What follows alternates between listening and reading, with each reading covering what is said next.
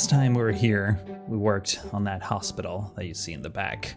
And I've been getting quite a few comments about a pretty big, important component that was missing from that build. So we're gonna fix that in this episode. But I have a whole laundry list of things that I wanted to talk about because I made some changes to this city, mostly aesthetic changes.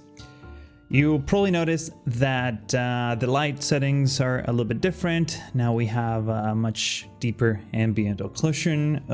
Basically what I did is I was trying out that cube map replacer mod that came out a couple months ago, and Ronix recently published like a pack with like fancy skies and things like that. I gave it a shot. I couldn't get it to work. I spent some time trying to figure it out. I failed, obviously. But in the meantime, in the process of that, I did change the relight settings quite a bit. Unfortunately, I don't have, I can't tell you exactly which settings I tweaked, but if you want them, I can certainly show them in the next episode. Just let me know in the comments if that's something you're interested in. But by tweaking all these things, I just managed to get a much more friendly look. And while I was at it, I also included, or at least tweak the post-processing effects settings as well from that mod, which I thought I had running, but clearly I didn't. It was disabled, even though I was subscribed to it. So I guess now we have a little bit of an ambient occlusion, which is, in case you don't know, that's that little gradient, that shadow that sort of generates between the, where the geometry sort of hits with one another. You can just see how gradients and gives you a bit of just a bit more depth and contrast between the different elements. Those were they're a little bit on the high side. I think I'm gonna tone those down a little bit. It's easy to go kind of nuts with that feature if you're not careful. So yeah, in this case I think I went a little too extreme. I want to bring that down just a touch, but other than that, I'm pretty happy with how things look.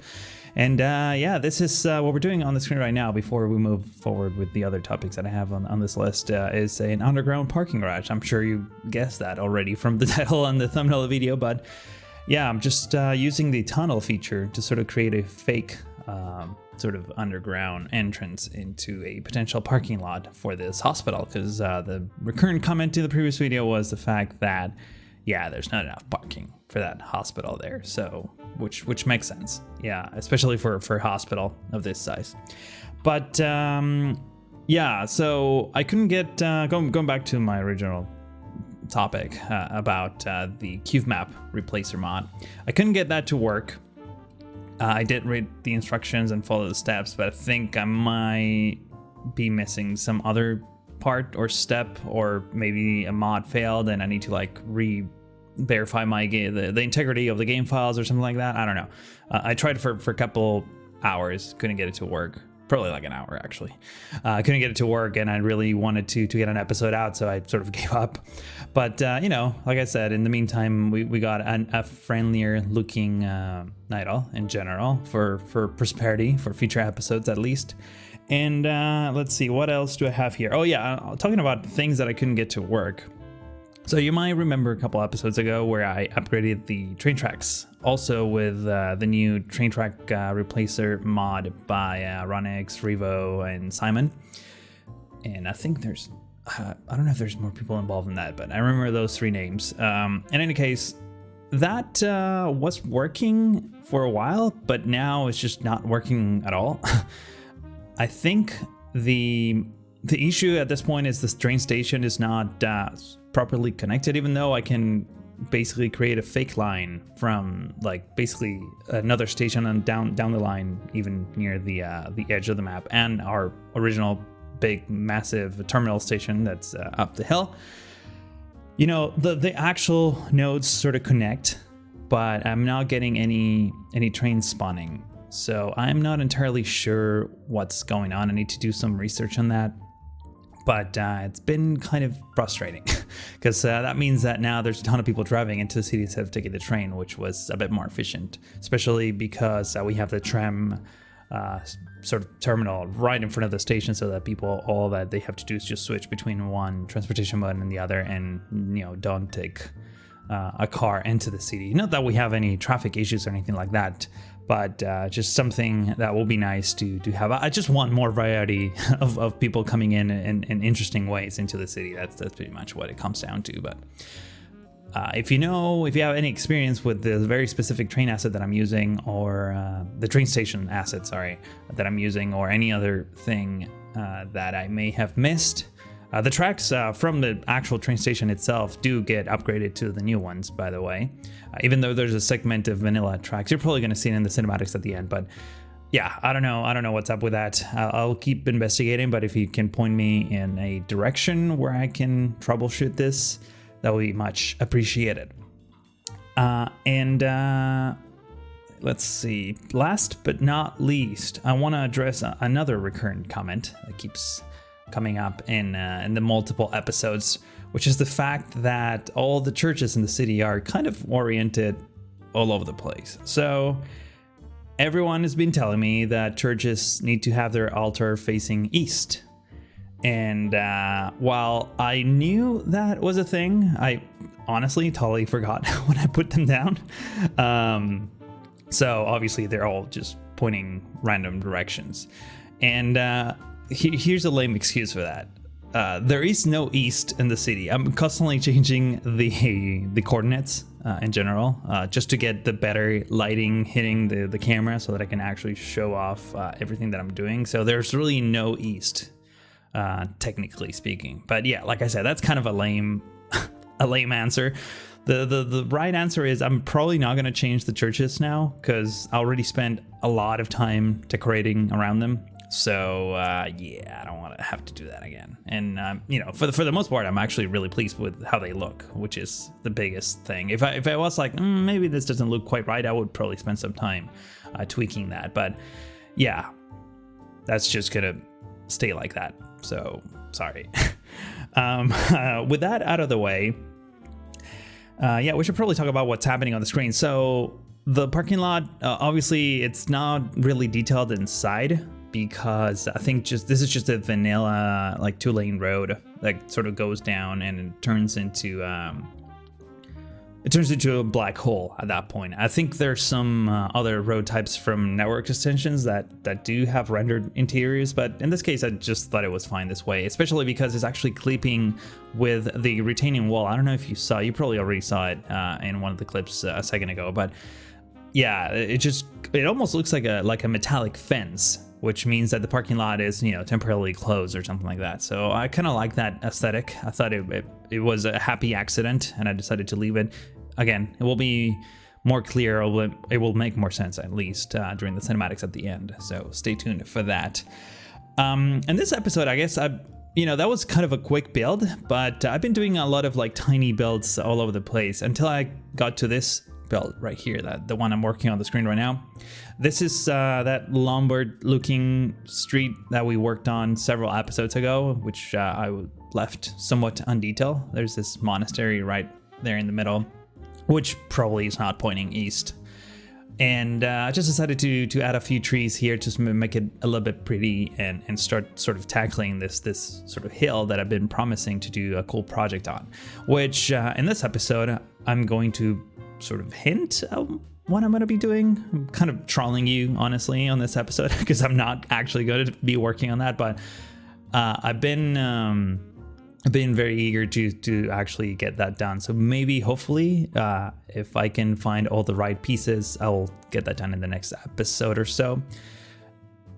It's in a moment you're going to see sort of what I mean by hinting what I'm going to be working on, as we put down some ruins of some kind, which is also a feature that's been badly requested in the comments for quite some time. Though I'm not super happy with the asset that I picked. I already picked a better one at the time of this recording. When I actually did the gameplay recording, that's all I had, but now I picked better assets that I'm still trying out, so maybe it will look much better than what it already does. But I guess it doesn't make sense for me to talk about what's not happening on the screen just yet. You'll see in a moment. Don't worry about it.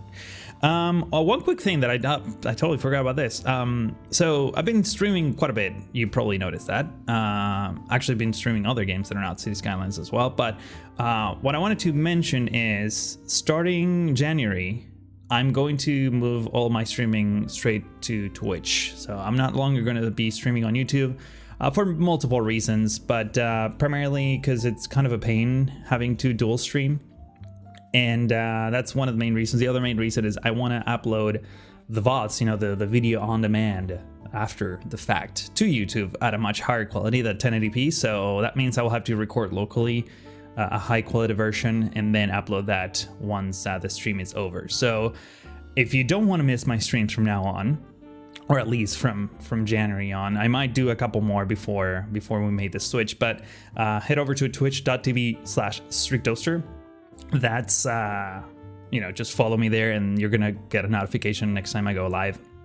Most of my streams, I would say like 99% of my streams will actually end up on YouTube anyway, so you can rewatch them later. So, you know, I understand not everyone can catch them, especially because I've been streaming at some crazy time zone times. Crazy time zone times? I've been streaming at crazy times across many time zones. I don't know, that doesn't make any sense. Point is, not anyone can catch it at the same time, so there's a lot of people who watch it after the fact, and yeah, that's what's going to happen. I haven't made a decision yet whether or not I want to start a new channel just for live streams, because I don't want to spam this channel necessarily with a lot of those, but actually let me know what you think in the comments. I'm taking suggestions and ideas on what the best way to deal with that is. Maybe you don't even care, so, you know, that's something that that I'm worrying for no reason. But yeah, going back to the build, this broken wall that you see here, I'm guessing already gives you an idea of what's happening. This is going to be some sort of medieval sort of structure that obviously has been in disrepair for quite some time. I'm using this vanilla walls, which at the time, you know, it's the only thing that I had. But I mean, it's not necessarily a bad asset. It's just like the textures are too repetitive, and I found a couple in the workshop that I think will work better. I haven't tried them yet, so, you know, maybe this is better than what I already picked from the workshop, but we'll see. The idea is to have like chunks of wall that been, you know, destroyed over the years, and now they're turned into this like tiny park where you can just walk by or go for a run. That sort of idea, and it's sort of going to be like encompassing this entire hill and surrounding what's actually going to be on the hill itself. In fact, in just a moment, you're going to see me move a segment or place a segment of this wall right next to that modern-looking building that's over there. I got a couple comments about that many episodes ago, actually on live streams. People were wondering what that building is. It's just a random modern-looking building. Eventually, I thought this could be, you know, just like continuing the city, the modern part of the city, and have offices and things like that.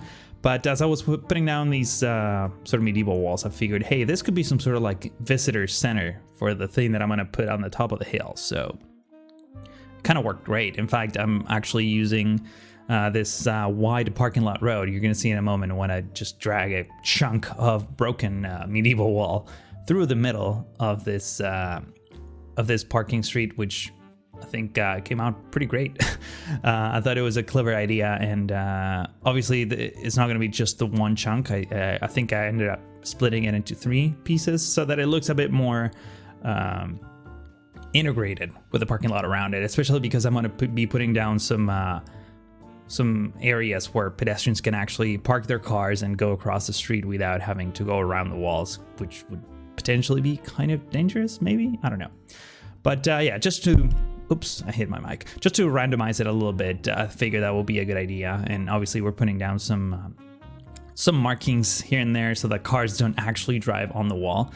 I've been thinking about that. How well do I want it to protect the walls from incoming cars? And what I ended up settling on is just putting some concrete bollards on each end, and then just those rubbery delineators, the orange ones that have the bright flashy things. You can tell my vocabulary is pretty fluent when it comes to equipment for road safety.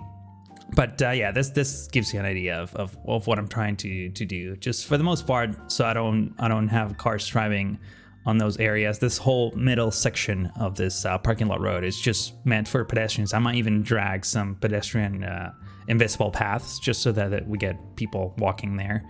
I think it will make it a bit more realistic. I haven't added actual parking spaces on the sides yet, but I will in hopefully in the next episode or whenever I actually tackle this pretty big project. But this is pretty much it for this one. Before I forget though, I do want to point out the fact that I posted a setup tour video a couple days ago. So in case you missed it and you want to check it out, I included a link in the description as well as it probably appearing at the top right corner of the screen. Once again, remember to follow me on Twitch, twitch.tv/strictoaster. That's where all my streams are going to live from now on. And if you enjoyed this episode, please consider giving this video a like. That helps quite a bit, actually. And if you're new to the channel, make sure to subscribe as well. But that's all for now. Thank you for watching, and hope to see you in the next one.